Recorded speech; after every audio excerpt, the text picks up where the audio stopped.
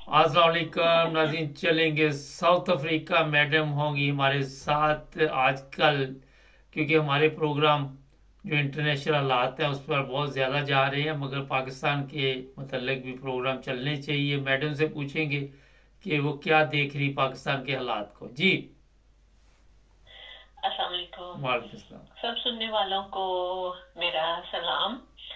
और आज दिल मेरा बड़ा ना, आप यकीन करें, मायूस तो नहीं मैं हुई। जब से रिजीम चेंज हुई, खान साहब को निकाला गया, मैं किसी भी दिन मायूस नहीं हुई। ये हम्म। पता नहीं क्या बात है कि जो भी पाकिस्तान के हालात हैं, मैं उनके लिए चाहती हूँ कि मैं फाइट करूँ। हम्म। मैं चुप करके कभी भी बैठना नहीं चाहती। हम्म। और इस सिलसिले में मैं पिछले 2-3 दिन से जो भी मैं अपडेट्स सुन रही थी कोर्ट के हवाले से या नैब और ये वो नवाज शरीफ के हवाले से, जो भी अपडेट्स आ रही थी, जैसे उनको नैब ने फिर से रिलीफ दे दिया एक और केस में, नवाज शरीफ को बरी कर दिया। और जो नवाज शरीफ के स्पोक्स पर्सन है जावेद लतीफ और सराना सनाउल्लाह, ये जो भी स्टेटमेंट्स दे रहे हैं, इनसे मैं ना बददिल हो गई। यानी कि बदगुमान होना, बददिल होना ये है, लेकिन मायूस नहीं हूँ। हम्म। अभी 21 अप्रैल को फिर से चंद सीटों पे इलेक्शन हो रहे हैं।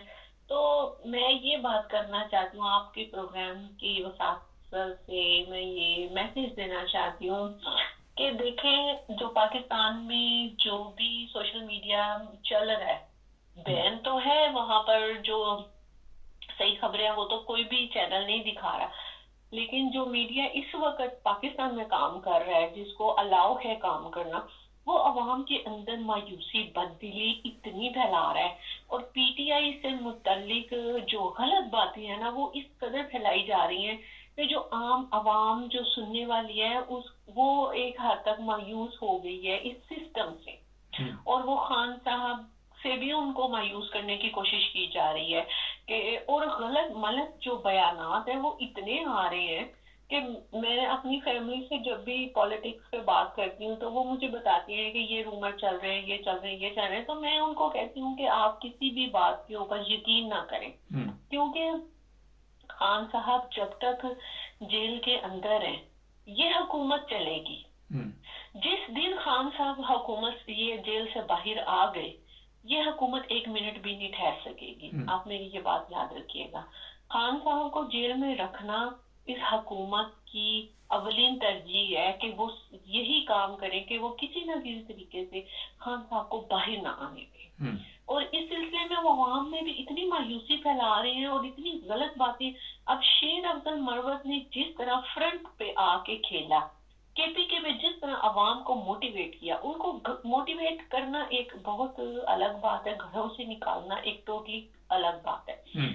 डर और खौफ की फिजा में जिस तरह शेर अफजल मरवत ने लोगों को घरों से बाहर निकाला हम्म। और फ्रंट पे आके खेले, वो मैं कहती हूँ कि वो रियल में खान साहब के शाना बशाना खड़े हैं। अब उन पे इतना, मतलब कि उनकी पर्सनैलिटी को इतना किया जा रहा है कि वो ऐसे हैं, वो गद्दार हैं, वो अपनी ये अपना शो ऑफ करते हैं, वो अपनी वीडियो अपलोड करते हैं, वो टिकटॉकर है, ये है वो है, और वो गद्दार है।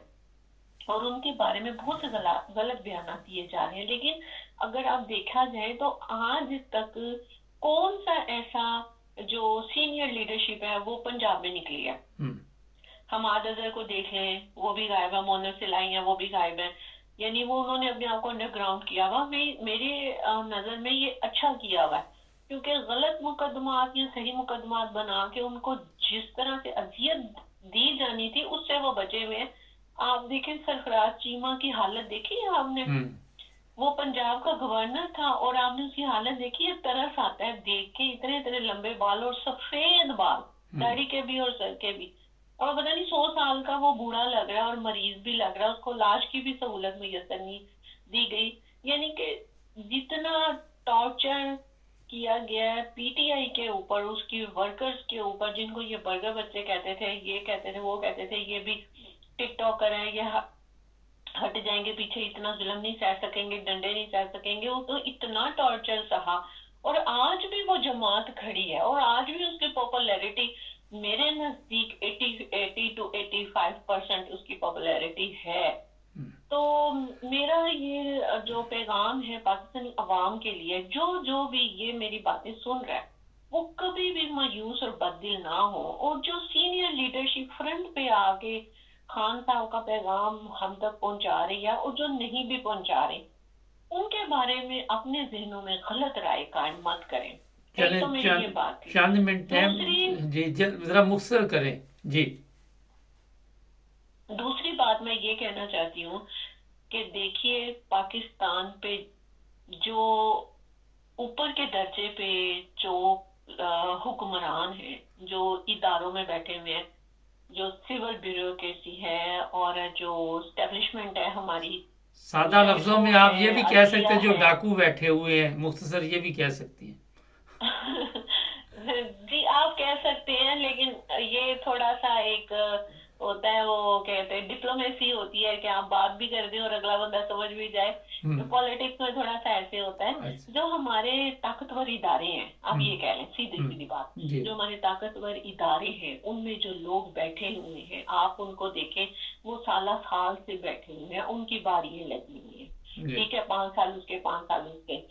تو وہ لوگ جو ہیں نا، وہ کسی تیسرے کو آؤٹ آف سلیبس کو کبھی بھی نہیں آنے دیں گے.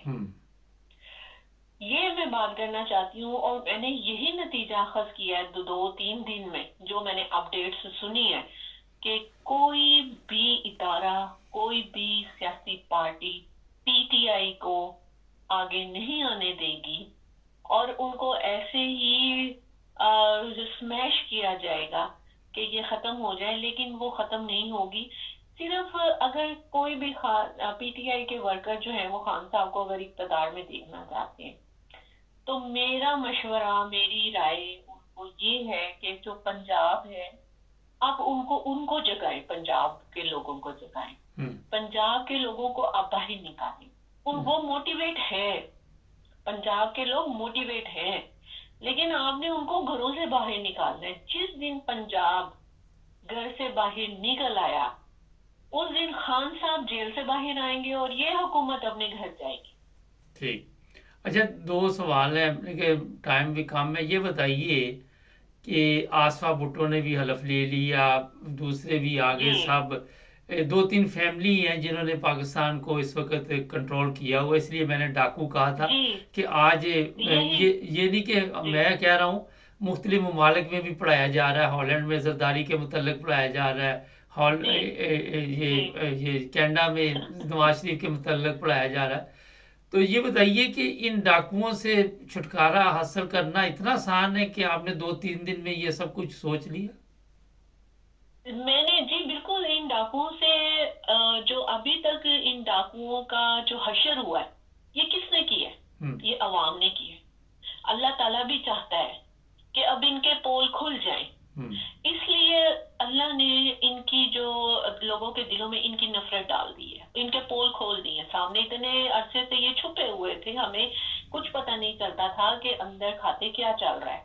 تو اب یہ سب کچھ کھل کے جب سامنے آیا تو لوگوں کے دلوں میں نفرت ہوئی ہے.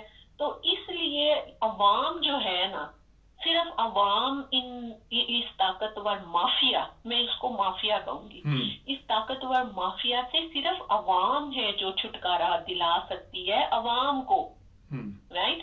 یہ کوئی بھی ادارہ یا خان صاحب بھی نہیں دلا سکتے جب تک کہ ان کے ساتھ عوام کی طاقت نہیں ہوگی. اگر عوام اپنی قسمت بدلنا چاہتی ہے اور وہ چاہتی ہے کہ کچھ انقلاب آئے، تو انہیں گھروں سے باہر نکلنا پڑے گا. میں لاسٹ میں ایک بات کرنا چاہتی ہوں. آپ نے جیسے کہا آصفہ بھٹو نے حلف اٹھایا، تو آپ کو بھی اس کی کہانی کا پتہ، مجھے بھی پتہ ہے کہ وہاں پر بلا مقابلہ ان کو جتوایا گیا. ان کے مقابلے میں جتنے بھی کینڈیڈیٹس تھے ان کو اغوا کیا گیا، بٹایا گیا، وہ بند کیا گیا ان کو، تب وہ جیتی ہیں. اور دوسری بات جو اس کے بھائی نے کہا ہے کہ قبر میں بیٹھ کر وہ جو بھٹو ہے وہ حکومتیں بناتا ہے اور گراتا ہے.